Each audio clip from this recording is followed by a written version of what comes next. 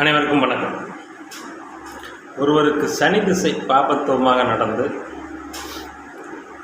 சந்திரனும் பாபத்துவம் அடைந்து அதன் புத்தியும் நடந்து 7.5 சனி ஜென்மச்சனி நடக்கும்போது எவ்வாறான மன அழுத்த விஷயங்கள் ஒரு ஜாதகருக்கு ஏற்படும். எந்த லக்கணமாக இருந்தாலும் சுக்கிரன் வீட்டில் இருக்கும் கிரகங்கள் பாபத்துவம் அடைந்து திசை நடத்தும் போது கூடவே ஜென்மச்சனி 7.5 சனிகள் நடக்கும் போது எதிர்பாலத்தவர்கள் மேல் ஒரு ஈர்ப்பு ஏற்பட்டு இழக்கக்கூடாத ஒன்றை இழந்து பின்பு வருத்தப்படும் அமைக்கு மன உளைச்சலுக்கு தள்ளப்படுவார்கள். இது ராஜயோகாதிபதி அப்படி இப்படிங்கிறதெல்லாம் விதிவிலக்கெல்லாம் ஒன்றும் கிடையாது. எந்த கிரகமாக இருந்தாலும் அவர் 6, 8, 11, 12ஆம் அதிபதிகளாக இருந்தாலும் சரி, 5, 9 குடைகளாக இருந்தாலும் சரி, ஒரு கிரகம் சுக்கிரன் வீட்டில் பாபத்துவமாக இருந்து சரியாக 11 வயதில் அந்த தசையும் வந்து அந்த தசாநாதன் பாபத்துவம் அடைந்திருக்கும் நிலையில் ஜென்மச்சனியும் நடைபெற்று கொண்டிருக்கும் போது சந்திரனாகிய மனமும் இருளடைந்திருக்கும் ஒரு நிலையில் ஒருவர், அதாவது எதிர்பாலத்தவரால் ஈர்ப்பு ஏற்பட்டு காதல் என்ற பெயரில் இழக்கக்கூடாத ஒன்றை ஏற்பட்டு திருமணம் செய்து அதன் மூலமாக மன உளைச்சல் ஏற்பட்டு அந்த திருமணம் நிம்மதியற்ற நிலைத்தன்மையற்ற நிலையை ஒரு ஜாதகத்துக்கு தருகிறது. இது போன்ற ஜாதகங்கள் எவ்வாறு இருக்கும், இது போன்ற கிரக அமைப்புகள் எவ்வாறு இருக்கும் என்பதற்கான உதாரண ஜாதக வீடியோ தான் இந்த வீடியோவை நாம் பதிவு செய்கிறோம். அதாவது ரிஷபலக்னம் துலாலக்னத்துக்கு சனி ராஜயோகாதிபதியாகவே இருந்தாலும் அவர் பாபத்துவம் அடையும் நிலையில் ராஜயோகாதிபதியாக இருந்தால் நல்ல பலன்களெல்லாம் செய்ய மாட்டார். இந்த அமைப்பில் இந்த உதாரண ஜாதகர் 7/8/2001 12:08 PM அளவில் பிறந்திருக்கார். துலாலக்னம், கும்பராசி, பூரட்டாதி நட்சத்திரம். இந்த ஜாதகருக்கு பார்த்தீங்கன்னா லக்னத்துக்கு 2ஆம் வீட்டில் சனி, 3ஆம் வீட்டில் கேது, 5ஆம் இடத்தில் சந்திரன், 8ஆம் வீட்டில் சனி, 9ஆம் வீட்டில் குரு சுக்கிரன் ராகு, 10ஆம் இடத்தில் சூரியன் புதன். நல்ல பெண்ணு தான். லக்னத்தை குரு பார்த்து கிட்டத்தட்ட சந்திர அதியோகத்தில் சூரியனும் புதனும் இருக்கக்கூடிய ஒரு நல்ல அமைப்பு. இந்த பெண் பிறந்தது பார்த்திங்கன்னா, அதாவது குரு திசை, துலாலக்னத்துக்கு வரக்கூடாத குரு திசை, இளமையிலேயே மிகவும் சிரமப்பட்ட வந்தவர் தான். அடுத்தது ராஜயோகாதிபதியான சனி திசை. சனி திசை சுக்கிரன் வீட்டில் இருக்கிறது. வீடு கொடுத்த சுக்கிரன் அங்கே ராகுவுடன் இணைந்து கிரகணமாகி இருக்கிறார். அந்த 8ஆம் இடத்தில் சுக்கிரன் வீட்டில் இருக்கும் சனியை, அதாவது தன கலஸ்தர ஸ்தானாதிபதியும் மாரகாதிபதியான சனி நேரடியாக பார்க்கிறார். இந்த அமைப்பில் இந்த ஜாதகருக்கு சந்திரன், சனி, செவ்வாய் இருவரின் பார்வையும் பெற்றிருக்கிறார்கள். இந்த ஜாதகருக்கு தற்போது ஜென்மச்சனி நடந்து கொண்டிருக்கிறது.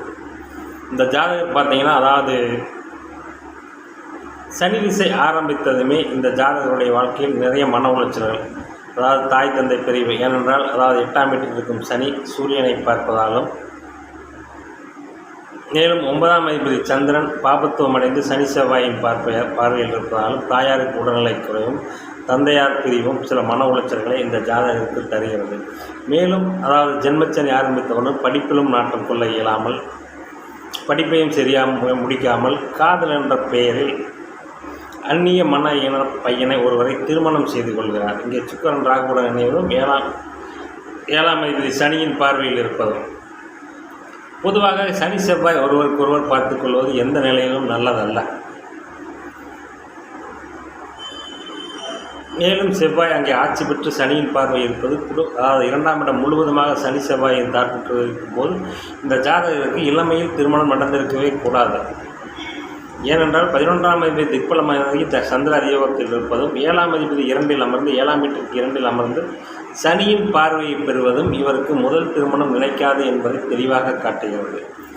ஆனால் நடக்கும் தசாநாதனும் சந்திர புத்தியும் ஜென்மச்சனியும் தன் மனதை இருளடைய வைத்து காதல் என்ற பெயரில் ஒன்றுக்காகாத ஒரு பையனை திருமணம் செஞ்சு, ஏன்னா 7ஆம் அதிபதி சனியோட பார்வையில் இருக்கிற முதல் கணவன் எப்படி இருக்கும் ஜாதகமே சுட்டி காட்டுது இல்லைங்களா, இழக்கக்கூடாதையெல்லாம் இழந்துவிட்டு இன்று அந்த பையனும் இந்த பெண்ணை பிரிந்து அந்த பையன் போயிடுறாரு. இந்த பெண் வந்து மன உளைச்சலுடன் இருக்கிறார்.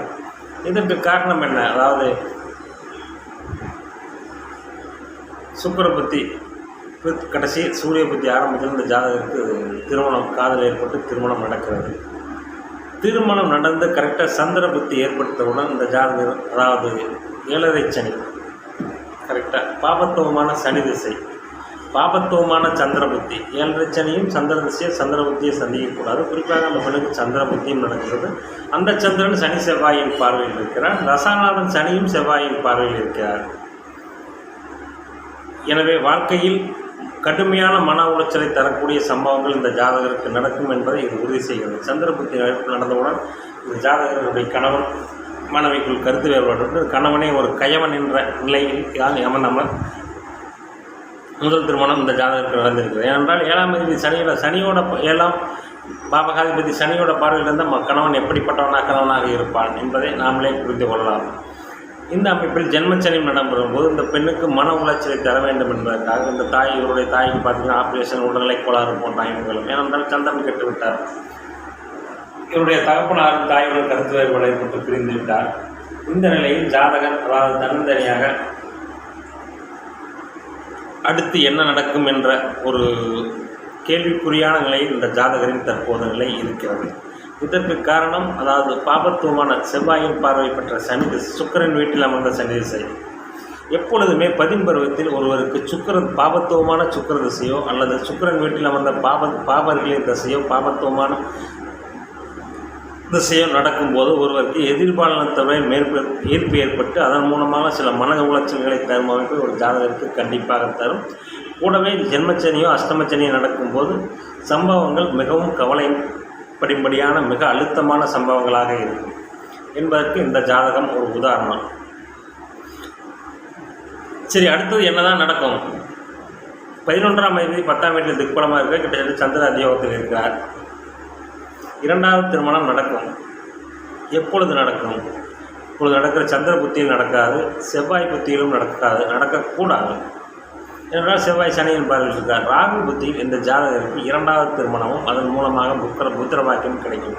ஏனென்றால் குரு சுக்கிரன் தொடர்பில் இருக்கின்ற ராகு சுக்கிரனின் தாம்பத்திய சுகத்தையும் குருவே 3ஆம் அதிபதி வீரியஸ்தானாதிபதியின் தொடர்பையும் பெற்று புத்தி நடத்துவதால் திருமணம், புத்திரபாக்கியம் போன்ற அமைப்புகள் இவருக்கு ராகு புத்தியில் கிடைக்கும். இன்னும் 2 வருடங்களுக்கு இந்த ஜாதகருக்கு நல்ல பலன்கள் சொல்வதற்கு இல்லை. இப்பொழுதுதான் பூரட்டாதி நட்சத்திரத்தில் சொல்ல கொண்டிருக்கிறார். சந்திர புத்தியும் நடந்து கொண்டிருக்கிறது. மனம் ஒரு விதமான மிக டிப்ரெஷன் என்று சொல்லுவோமே அது மாதிரியான மனநிலையில் தான் ஜாதகர் இருப்பார். மேலும் அடுத்து வருகின்ற செவ்வாய் புத்தியும் இந்த ஜாதகருக்கு நல்ல பலன்களை தராது. செவ்வாய் மாரகாதிபதியாகி சனியின் பார்வையை பெற்றிருப்பதால் அதாவது குடும்பம் அமைவதை இந்த செவ்வாய் தடை செய்வார். அதுபோல வருமானத்திற்கும் இந்த ஜாதகருக்கு வழி ஏற்படுமா ராகு புத்தியில் தான் இந்த ஜாதகருக்கு மோசம். இந்த ஜாதகரை பியூட்டிஷியன் கோர்ஸ் படிக்கலாம் அப்படிங்கிற எண்ணத்தில் இருக்கிறார். தாராளமாக படிக்கலாம். ஏனென்றால் சுக்கிரன் குருவுடன் இணைந்து ராகு இருப்பதால் ராகு எதையும் பிரம்மாண்டப்படுத்தும் கிரகம் என்பதாலும் அதே சமயத்தில் லக்கணத்தை குரு பார்ப்பதாலும் என்னென்றால் ராகுவோடு நெருங்கி இருந்தால் குருவுக்கு பார்வை ஓரளவேனும் இருக்கும் அல்லவா, அந்த குரு பார்ப்பதாலும் ராசியும் குரு பார்ப்பதாலும் சூரியன் திக்பலமாக இருப்பதாலும் அடுத்து நடக்கின்ற புதன் திசை சந்திர அதியோகத்தில் சுயசாரத்தில் இருப்பதாலும் இந்த ஜாதகருடைய எதிர்காலம் சிறந்ததாகவே இருக்கும். ஆனால் இளமை பருவத்தில் இந்த பாபத்துவ சனி திசையும் 7.5 சனியும் சந்திர புத்தியும் இந்த ஜாதகருக்கு வாழ்க்கையில் எது எது நடக்கக்கூடாதோ அதை எல்லாம் நடத்திவிட்டு இந்த ஜாதகரை ஒரு மீளா துயரத்தில் இட்டு சென்றது என்பதில் எந்த விதமான மாற்று கருத்தும் இல்லை. எனவே ஒருவருக்கு சுக்கிரன் வீடுகளில் இருக்கும் பாபத்துவமான தசாபுத்தியோ அல்லது சுக்கிரனே பாபத்துவமான தசாபுத்தி நடக்கும்போது ஜென்மச்சனி அஷ்டமச்சனி நடக்கும்போது கண்டிப்பாக ஒரு ஜாதகருக்கு கடுமையான மன உளைச்சலை தரக்கூடிய அது எதிர்பாலனத்தவரால் மன உளைச்சலை தரக்கூடிய சம்பவங்கள் நடக்கும் என்பதற்கு இந்த ஜாதகம் ஒரு நல்ல உதாரணம். நன்றி, வணக்கம்.